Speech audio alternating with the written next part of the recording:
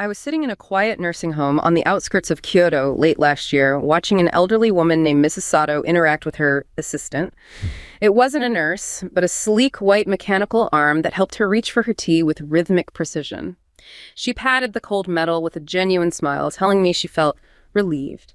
To her, the machine was predictable. It didn't bring different customs, unfamiliar smells, or a language she didn't understand into her private space. It didn't break the that sacred, invisible silence of her room. At that exact moment, the global headlines were screaming about Japan's 2025 labor crisis reaching a catastrophic breaking point. You'd expect a nation on the brink of demographic collapse to be throwing its doors wide open, desperate for any pair of working hands to keep the lights on. But then the Japanese government released its year-end report, and it revealed a startling reversal. They had actually tightened the criteria for residency, opting for elegant shrinkage over mass immigration. It's a chillingly calm contradiction to everything we're taught about modern economics. While Western cities are grappling with the fiery friction of the melting pot, Japan has spent 2025 doubling down on a high-tech fortress of solitude. They aren't just buying robots to flip burgers or guide traffic in Shibuya. They are using automation as a literal moral barrier to protect the Japanese soul from the perceived noise of the outside world. That instantaneous choice to prioritize the preservation of a singular culture over the survival of a growing economy left me wondering, why would a civilization choose to slowly fade away in silence rather than survive through diversity? And how did Tokyo manage to maintain the safest streets on Earth in 2025 by replacing human connection with silicon? To understand why Japan is betting its entire existence on this mechanical isolation, we have to look at what they are actually terrified of losing. That opening anecdote, the story of Mrs. Sato and her robotic arm, it really brings the whole contradiction into focus, doesn't it? Yeah. You've got a society facing what any economist would call, an existential threat, demographic collapse. And yet their policy choice is to embrace something they call elegant shrinkage. They are actively choosing to limit their economy, to restrict immigration, all to preserve this sense of social order, this cultural stillness you called MAC. Our sources really lay out the blueprints for this, the institutional, the cultural, and the technological ways they plan to pull it off. And it's just this extraordinary sovereign statement in a world that's all about globalization. They're saying, we'll handle our own fate, even if it means we get smaller. That's the mission then. We need to understand the sheer scale of the problem Japan is actively choosing to manage differently, and then figure out how they plan to pull off this mechanical isolation without, completely collapsing. So, okay, let's start there. Let's unpack this choice by first looking at the scale of the demographic disaster they're facing. When we talk about demographics in Japan, the numbers aren't just a crisis, they're more like an overwhelming structural certainty. I mean, this problem is so severe it provides the entire context for why a policy as radical as mechanical isolation even gets considered. Japan is, by a long shot, the oldest country of the G7. Right now, over 25% of the population is over 65 years old. And that number is accelerating like a runaway train. If you look at the projections, by 2045, the population is set to drop by 20 million people. Just think about that. That's like the entire population of Florida just gone. Yeah. In 2 decades. And at that point, over a third of everyone in the country will be over 65. And when you pair that rapid aging with the birth rate, you see the real problem. The replacement mechanism is just fundamentally broken. It's completely broken. It's a demographic headwind that no economy can just power through. The core issue here is the total fertility rate, the TFR, which has been stuck below the replacement level of 2.1 children for decades now. In 2020, it was only 1.34. And even with all these aggressive policies, they just haven't been able to move that needle.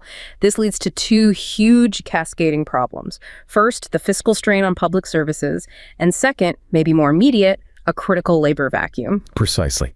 And the incredible longevity. I mean, life expectancy is an enviable 82 years. That's a wonderful success story. But it dramatically increases the pressure to fund welfare, to fund post-retirement services, all on the shoulders of a shrinking working age population. And on the labor side, key sectors are already seeing shortages that are only going to get worse. We're talking about essential infrastructure areas, construction, agriculture, and crucially care services for that aging population. That's the real irony, isn't it? The very people who need the most care are the ones for whom the labor pool is shrinking the fastest. Exactly. And if we connect this to the bigger picture, this whole demographic mess just makes Japan's already shaky financial position even worse. It really sets it apart, even from its G7 peers. We hear a lot about national debt, but Japan's public debt it's in a league of its own. It's the highest in the world, with a debt to GDP ratio of just over 250%. Yeah, and to put that 250% figure in perspective for you, that means the government has borrowed 2.5 times the size of its entire national economy. It's an extreme level, and it's largely because of decades of, massive government spending, stimulus packages to try and kickstart the economy after the bubble burst in the 90s. So how do they even sustain that? Well, the catch is they can't rely on foreign creditors. So the debt is mostly held domestically by Japanese institutions and citizens. This has let them keep borrowing at near-zero interest rates, but it's a very, very delicate tightrope walk. Any big rate hike, any loss of domestic confidence, and you can see an immediate fiscal crisis. And this level of financial fragility makes their choice to reject growth even more radical. Okay, so that brings us to this paradox, this idea of elegant shrinkage. Right, and what's so fascinating here is how some commentators are flipping this whole catastrophe narrative on its head. They're arguing, wait a second, maybe Japan isn't a failed economy. Maybe it's the world's first accidental post-growth economy. And it sounds completely paradoxical, right? How can stagnation possibly be a success story? It's the ultimate paradox. Because despite the lost decades, despite that massive debt bomb, Japan maintains an incredibly high standard of living. The sources are clear on this. High literacy, enviably low levels of inequality, one of the lowest Gini coefficients in the developed world.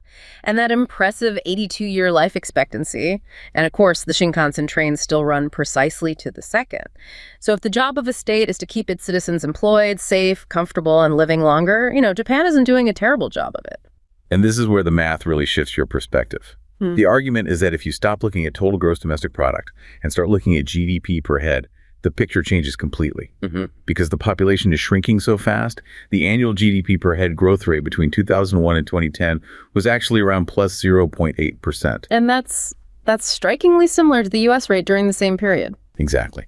So the whole lost decades story is mostly a function of a shrinking population, not a failure of individual productivity or innovation.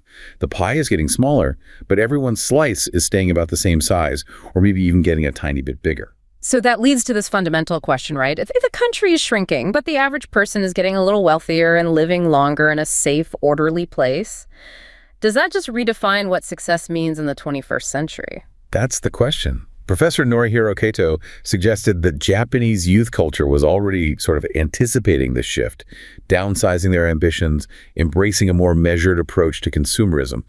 It's this idea that small is okay, right, that the country is reaching a kind of economic maturity, or maybe what you'd call the plateau of enough. It's an embrace of simplicity. I can definitely see the appeal of that, trading that kind of perpetual chaotic growth for stability and order.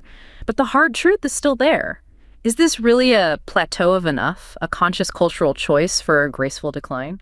Or is it just an unstable, long-deferred debt bubble? Is all the stability we're admiring just a trick of low interest rates? That's the critical dilemma. The cultural desire for simplicity, for anti-consumerism, that's real. But our sources all indicate that this level of public debt is just mathematically unsustainable in the long run, even with low interest rates. Japan might just be kicking the can down the road, forestalling a financial reckoning by borrowing more and more. So this choice of elegant shrinkage is an attempt to kind of culturally separate that desire for social order from the hard economic reality created by the debt. They're betting that if they keep the order and cultural cohesion, the economy can manage a slow slide, a path that depends entirely on technology replacing people. Okay, so if the problem is population decline and a severe labor shortage, the obvious global solution is mass immigration. But Japan's refusal to open its doors is rooted in something really deep, institutional, and cultural. To understand why they're so resistant, we have to look past modern economics and really dig into the country's institutional DNA.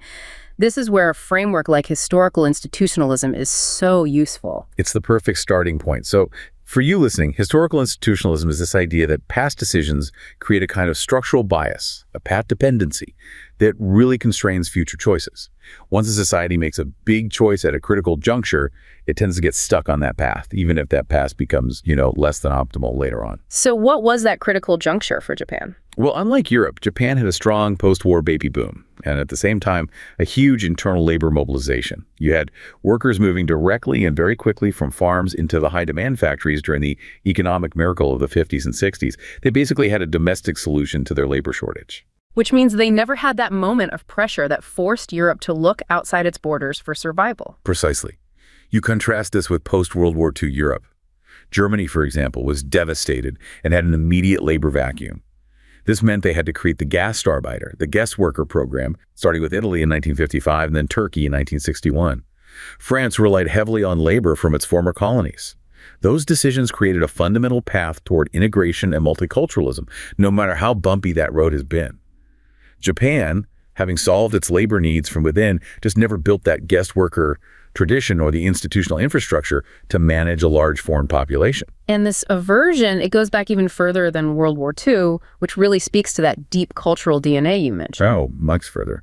The deep-seated resistance to foreign influence goes all the way back to the Edo period, from 1603 to 1868. It's the infamous Sakoku, or closed country policy of the Tokugawa shogunate. For 265 years, that policy severely restricted any international trade or social contact. 2.5 centuries of forced isolation. That's a powerful national memory to overcome. It is. It cemented this cultural and institutional aversion to foreign influence, all in the name of preserving political stability and social homogeneity. That isolationist posture isn't just history. It's the source of this deep-seated cultural belief that foreign contact inherently brings risk, contamination, and disorder. So the idea of a homogeneous, self-reliant Japan isn't just a modern political tool. It's practically the default setting, reinforced by centuries of institutional isolation. And this historical narrative feeds directly into modern politics, right? It gives a justification for their current policies. Absolutely. The politicians in charge often feel they can handle the current crisis with that same approach of self-reliance. They draw confidence from that miraculous post-war recovery from the atomic bombing, which was achieved largely through internal discipline without significant outside help. They believe they can just shoulder this demographic challenge with homegrown solutions, a belief that fundamentally rejects the need for foreign hands. Speaking of homegrown solutions, Japan has tried desperately to fix this internally without immigration, mostly by trying to boost birth rates and get more women into the workforce. And the record here is pretty clear. They've just consistently failed to stabilize the decline, even after pouring huge resources into it. That's a crucial point. The policies were well-intentioned, but they failed because they couldn't address the cultural roots of the problem.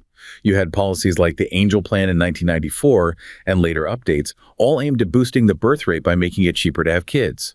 They built more public childcare centers, offered job protection for parents, tried to incentivize men to take paternity leave. But the birth rate just kept falling. It went from 1.57 when the plan started to 1.34 today. So why did these direct policies, which seem to work in some European countries, just fall flat in Japan? Because the policy clashes directly with these really deep-seated cultural traditions. The government could provide the infrastructure, like a new daycare, but they couldn't force a cultural change. There's still significant pressure on women in Japanese culture to prioritize family over a career, often forcing them to choose one or the other. The lack of real cultural support for shared parenting and the immense pressure of long work hours for men just cancels out the structural incentives. They also tried to boost the female workforce to replace the retiring male workers. And female workforce participation did go up a lot, from 57% in 1980 to over 70% in 2021. A huge achievement. But even that wasn't enough to offset the overall demographic decline. It wasn't enough, and it was often compromised by what's called the M-shaped curve. This is where women frequently leave the workforce entirely after having kids. That's the first drop in the M, and then only come back later in life, often in lower-paying part-time jobs. That forms the second lower hump of the M. So while more women are working, they're often underutilized. Their skills and potential aren't being fully contributed to those high-demand sectors. So even when a policy shift is successful, like getting more women into jobs, it's still limited by the cultural reality of gender roles and workplace demands. It seems like relying on immigration is mathematically inevitable, yet it's so culturally and politically resisted, which pushes Japan right toward this mechanical isolation as the only acceptable, culturally sound solution. They're determined to keep that cultural fortress intact. So if the government is willing to risk the economy for cultural preservation, we really need to understand the function of that cultural purity. This powerful national self-image of homogeneity, it acts as a crucial political and sociological mechanism. It's the defining feature of the fortress they're trying to defend. It is the absolute foundation of their identity politics. This idea of a single, homogeneous Japanese society became a core part of their national identity, especially during that post-war economic miracle.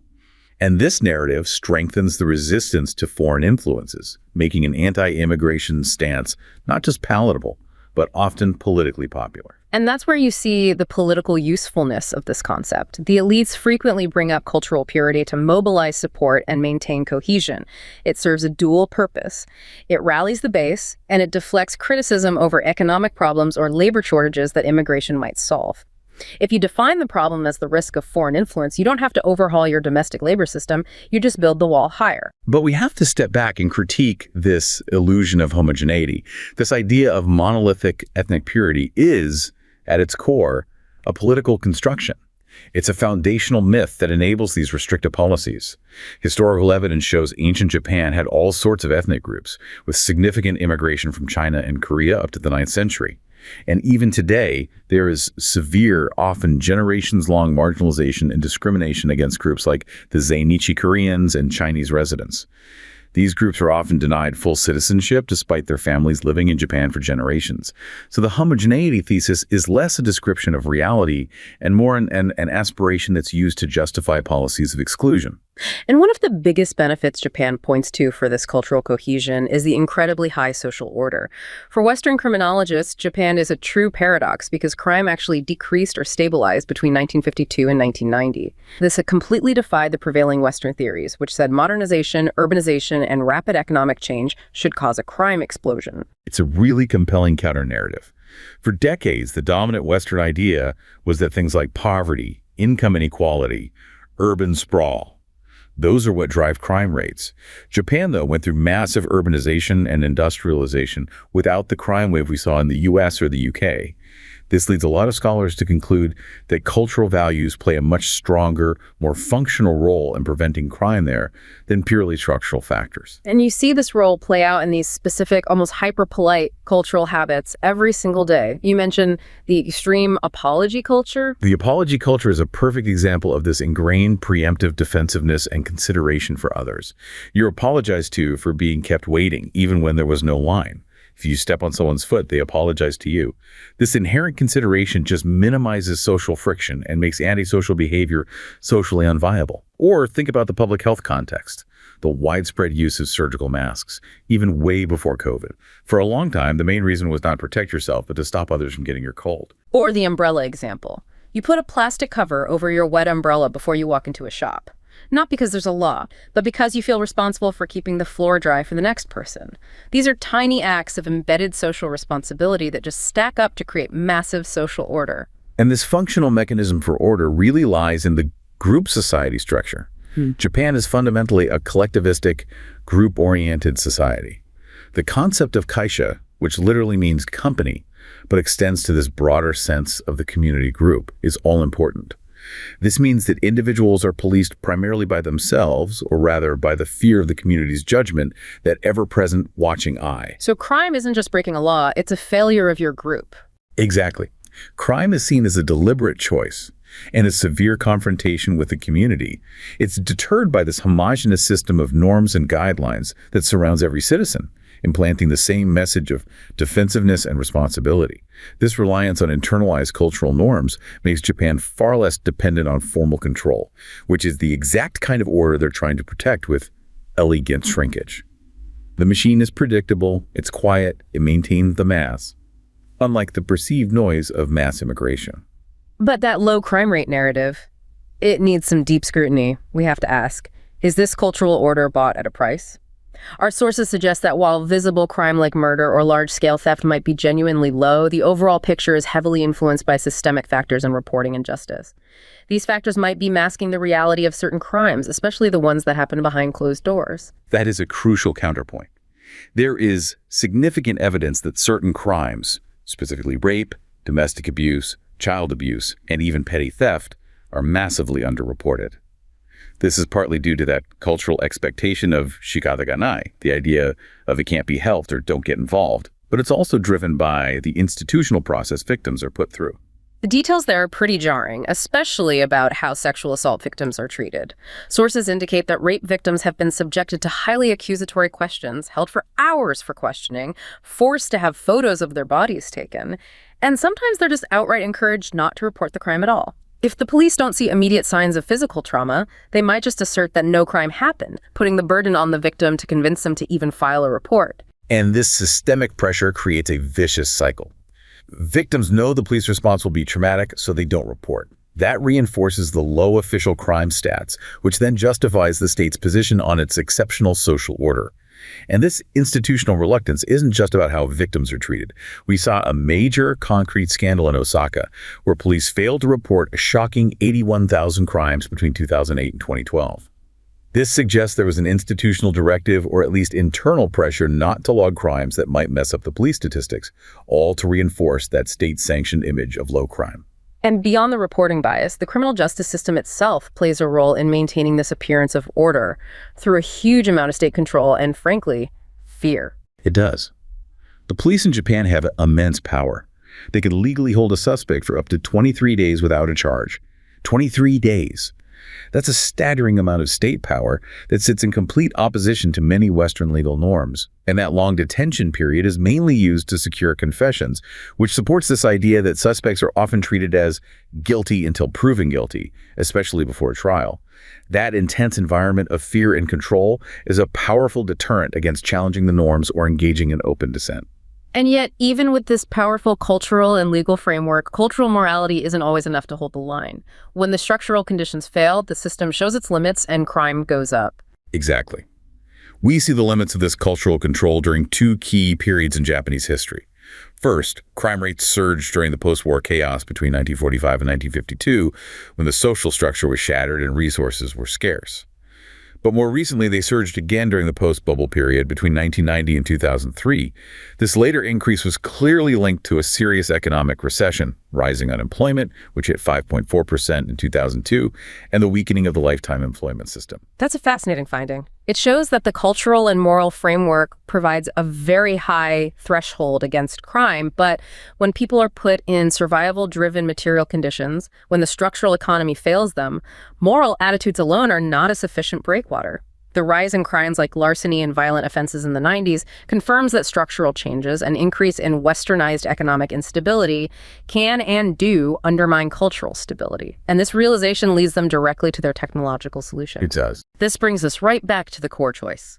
Faced with an inevitable demographic trap and a cultural reluctance to import foreign labor that might disrupt that treasured maw, Japan has pivoted hard toward technology. This is mechanical isolation in practice, viewing AI and automation as the direct, clean, and culturally acceptable replacement for foreign workers. It is arguably the biggest national bet on technology in the developed world. The labor need is urgent. Japan is projected to face a shortfall of almost 800,000 IT professionals alone by 2030, and that doesn't even count the construction or care sector deficits. Automation isn't just about efficiency here, it's about civilizational survival without compromising the cultural fortress. It is literally a mechanical answer to a moral dilemma. And the economic forecast for this bet is huge. OpenAI released a paper suggesting AI could unlock over 100 trillion yen. That's about $650 billion in economic value for Japan. Considering Japan's nominal GDP is around 616 trillion yen, AI is being pitched as absolutely central to writing the next chapter of their economic story. It's meant to compensate for a massive labor deficit through pure productivity gains. And to achieve that, they have to deploy technology in those specific labor-starved sectors. In agriculture, where farmers are aging out, you see automated hydroponic systems, harvesting robots that need minimal human oversight. In construction, you have robotic arms doing dangerous, repetitive tasks. But maybe the most compelling use, and the one that connects back to Mrs. Sato, is in care services.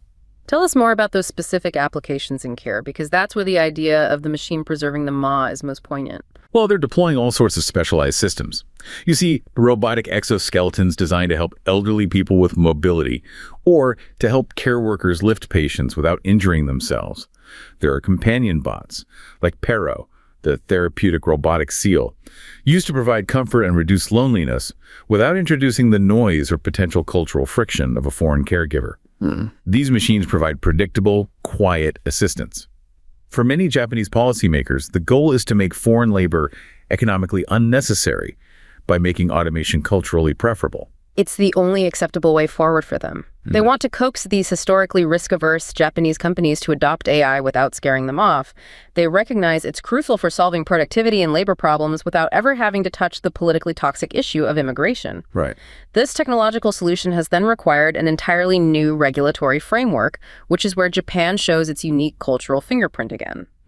They've adopted what some are calling a third-way approach to AI regulation that stands apart from the EU's penalty-heavy system and the US's market-first approach. What is truly striking about Japan's 2025 AI Promotion Act is the deliberate and strategic omission of penalties.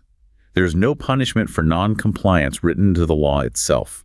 And this policy is a direct product of Japanese culture, specifically its deep aversion to shame and public failure. That is a fundamental departure from conventional governance. So why leave the enforcement mechanism out? Doesn't that just invite abuse? Well, as one source, Professor Kyoko Yoshinaga pointed out, in Japan, we have a culture where it's shameful to make mistakes.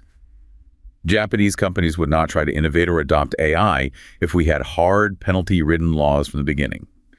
The government realized that hard regulation would just paralyze the already risk-averse corporate sector. So instead, the system relies on soft law. What does soft law mean in practice for AI? It means organizations operate under a duty to cooperate with authorities.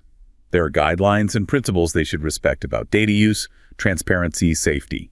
But risk is mitigated not by legal fines, but by severe social sanctions, shame, and reputational damage. If a major Japanese company is found to have breached a safety guideline, even if it's not legally punishable, the public disgrace is enough to cause far more damage than any fine ever could. So the regulator is reputation itself, and we even have an example of this cultural mechanism working outside of any formal law. We do. When a student created an AI app that claimed to identify autism from photos, there was a massive, instantaneous, and very vocal public backlash. The social penalty was so swift and effective, the threat of reputational damage, that the app was immediately taken down, even though no specific law was broken. This reliance on trust and cultural expectation encourages innovation while still maintaining high standards of order and caution, provided, of course, that the culture remains homogeneous enough to share those standards of shame. Okay, but here's where we circle back to the risk in this whole isolationist strategy. We see this persistent threat known in business as the Galapagos syndrome. It's this idea of isolated development focused purely on the local market that results in specialized products that are totally unsuccessful abroad. It's an analogy to Darwin's isolated species. Yeah, the term was literally coined in Japan to describe their advanced 3G mobile phones, their Garakai. These feature phones had these highly specialized functions, like mobile wallets and specific camera features that were huge domestically. But they ran on unique standards that were incompatible or just commercially unsuccessful overseas, making them globally irrelevant once smartphones took over. It was a classic failure of exportability due to a hyper-domestic focus. And the isolation is often literal, right? It extends into the physical infrastructure, creating real barriers for international interaction. Take the cash machines. The vast majority of Japan's 190,000 ATMs do not accept foreign bank cards. It's a literal manifestation of isolation. Only about 20,000 post offices and convenience stores provide that essential global link through their ATMs. For any global traveler or resident, this is a continuous, friction-filled reminder that the infrastructure is designed for the domestic population first, not the global community. Or look at the auto sector, which is Japan's biggest export industry. The key cars, those little four-wheeled vehicles with engines under 660 cc, they get huge tax advantages and lower insurance costs, making them incredibly popular at home. But they are only profitable in the domestic market. Japanese car makers keep investing in them, even though they have virtually no export value, because they fill a specific, protected domestic niche. The cultural preference for local solutions and local optimization, driven by unique domestic incentives, directly fuels this Galapagos effect, limiting their global competitiveness. And that cultural preference seems to be deeply ingrained in the workforce, too. The isolation isn't just technological or institutional, it's personal. That's a key finding. One survey found that a shocking 2/3 of Japanese white-collar workers said they didn't want to work abroad, ever. That lack of interest in international exposure, that intense focus on domestic career paths, feeds the Galapagos effect by reducing the transfer of global knowledge and best practices into the domestic corporate world. So the critical question is whether Japan's massive AI bet their mechanical isolation strategy will result in a globally competitive platform, or if it will just produce another set of specialized, isolated technologies that only cater to the unique needs of a shrinking, specific domestic market. If their AI models are only designed to manage the needs of Japanese-speaking elderly citizens and their highly automated care systems, they risk being globally irrelevant when the time comes to pay off that massive debt. That's the billion-dollar question. But despite the risks of technological isolation, Japan's soft law regulatory model, paradoxically, it might have an unexpected global reach. This third-way AI approach could serve as a unique global blueprint. That's because the flexible, penalty-free model actually suits several types of nations that are also struggling with AI governance. It appeals strongly to countries where societal needs and safety are prioritized and where trust in government is already high, like Singapore. They can adopt the governance structure without the high regulatory overhead of the EU model. It also offers a low-cost, practical entry point for countries with emerging AI ecosystems, right? If you're a country that lacks the resources to implement comprehensive, binding regulation like the EU has, soft law is just easier to update and keeps costs low for your fledgling companies. And significantly, this model perfectly suits nations like Japan that realize their future role is likely to be as AI consumers and sophisticated users, rather than as primary creators of foundational models. They're prioritizing becoming good users of global platforms and integrating them safely into their high-order society. And if we connect this to the bigger picture, this gives Japan a potential leverage over global players like Microsoft or OpenAI, even as they retreat technologically. This is what you could call soft regulatory export.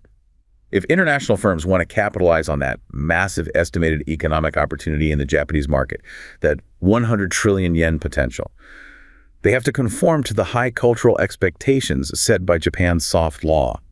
The social sanctions, the fear of public shame and reputational damage that effectively police domestic Japanese companies could, in effect, influence the global behavior of these international AI firms operating inside Japan's borders. It allows Japan to influence global AI conduct without ever needing to impose hard, binding laws, simply by leveraging the cultural expectation of order and respect. So this deep dive has really shown us a civilization trying to navigate truly opposing forces.